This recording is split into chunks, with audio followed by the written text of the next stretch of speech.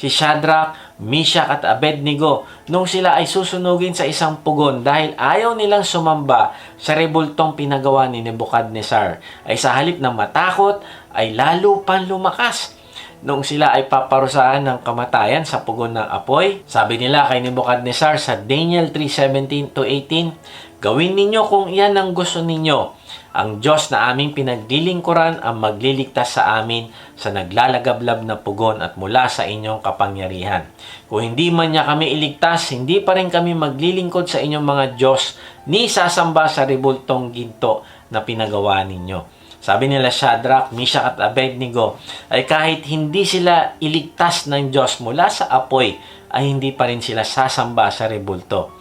Kaibigan, sa ganitong pananampalataya, nalulugod ang Diyos. Ang pananampalataya na mabuti ang Diyos, kaya ang desisyon niya ay iligtas o hindi ang isang tao, ay nakakalugod sa Diyos. Bakit? Kasi nananampalataya siya na mabuti ang Diyos, na wala siyang gagawin na sasalungat sa kanyang karakter. Kaya tignan mo kung anong ginawa ng Diyos natin na rewarder sa mga nanampalataya sa Kanya.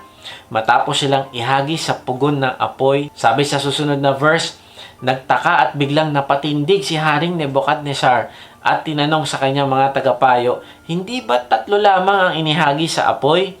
'Opo, kamahalan,' sagot nila. 'Bakit 4 ang nakikita kong walang gapos at naglalakad sa gitna ng apoy nang hindi nasusunog? At ang tingin ko sa ika-4 ay parang anak ng mga Diyos.' Lumapit si Haring Nebuchadnezzar sa may bunganga ng pugon. Sinabi niya, 'Lumabas kayo riyan at hali kayo rito, Shadrach, Meshach at Abednego, mga lingkod ng kataas-taasang Diyos.'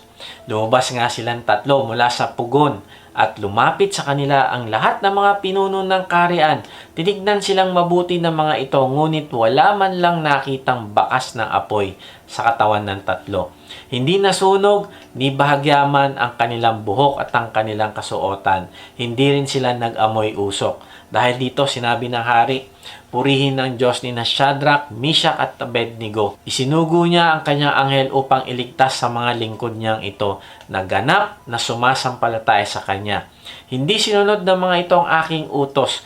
Ginusto pa nilang sila'y ihagi sa apoy kaysa sumamba sa Diyos-Diyosan. Kaya ipinag-uutos ko sino man mula sa alinmang lahi, bansa o wika na magsasalita laban sa Diyos ni Shadrach, Meshach at Abednego ay papatayin at ang kanilang bahay ay wawasakin. Walang ibang Diyos na makakapagligtas sa tao tulad ng ginawa ng kanilang Diyos. At sina Shadrach, Meshach at Abednego ay itinaas niya sa tungkulin sa lalawigan ng Babylonia. Grabe, anong blessing kila Shadrach, Meshach at Abednego dahil na-please ang Diyos sa kanilang pananampalataya. Hindi nagtagumpay ang palaso ng dyablo sa kanila. Pangalawa, iniligtas sila sa kamatayan. Pangatlo, naging matibay na patotoo sila ng Diyos. At pang-apat, ay tinaas Nebuchadnezzar ang kanilang posisyon. Grabe, pati si Nebuchadnezzar ay naging believer dahil sa kanilang pananampalataya sa Diyos. Kaibigan, meron bang mga taong naniwala sa Panginoong Hesus dahil nakita nila ang iyong pananampalataya? May pagkakataon ba na nakompromiso mo ang pagsunod sa Diyos dahil natakot ka?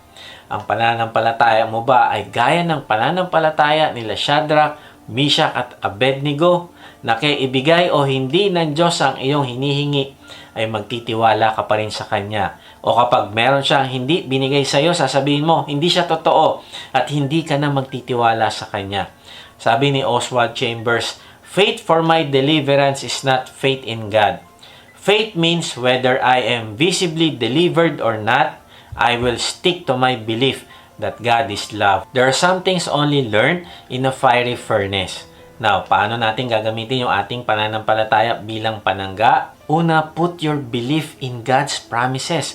Kapag dumating sa iyo ang palaso ng dyablo, gaya ng kasinungalingan, ay manampalataya ka sa pangako ng Diyos sa iyo. Kapag sinabi ng dyablo, hindi nagmamalasakit ang Diyos sa iyo, kaya gawin mo na lang ang sarili mong pamamaraan. Ay sabihin mo sa sarili, sabi mo Lord sa Psalm 50:10 na tumawag ako sa iyo at ikaw ay sasagot. Kapag sinabi ng dyablo na nag-iisa ka at walang nagmamalasakit sa iyo, sabihin mo sa sarili, sabi ng Diyos sa Deuteronomy 31:6, hindi niya ako pababayaan. Kapag sinabi ng dyablo sa'yo na hindi ka na magbabago, wala ka ng pag-asa, ipaalala mo sa sarili yung Proverbs 3:5-6. itutuwid ng Diyos ang aking landas. Kapag sinabi ng dyablo sa iyo na ikaw ang bahala sa buhay mo, walang tutulong sa iyo, ipaalala mo sa sarili yung Philippians 4:19 na sinabi ng Diyos na ibibigay niya ang lahat ng iyong pangangailangan.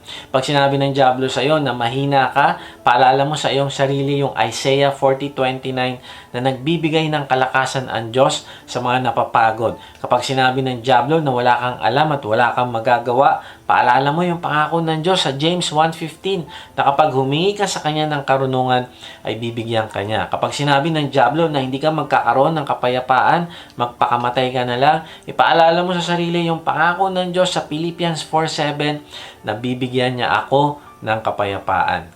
Sabi ni Stephen A. Kramer, the more trust we place in the Lord and His promises, the greater will be our victory over the attacks of Satan. While the less we know and trust His promises, the more vulnerable we will be.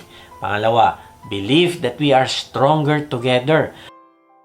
Manampalataya ka na mas malakas tayo pag magkakasama tayo at nagkakaisa. Sabi sa mga Gawa 5:42, at araw-araw sa templo at sa mga bahay-bahay, walang tigil silang nagturo at nangaral na magandang balita tungkol kay Jesus ang Kristo. Sabi rito, araw-araw sa templo, ito yung worship service nila na malaking gathering. At sa mga bahay-bahay, ito yung kanilang discipleship group. Sabi dito na walang tigil silang nagturo at nangaral na magandang balita tungkol kay Hesus Kristo. Kaibigan, ang shield of faith ay hindi lang pang personal na protection, kung hindi ito ay pagpapalakasan din ng bawat isang kapatiran na nagtitipon-tipon.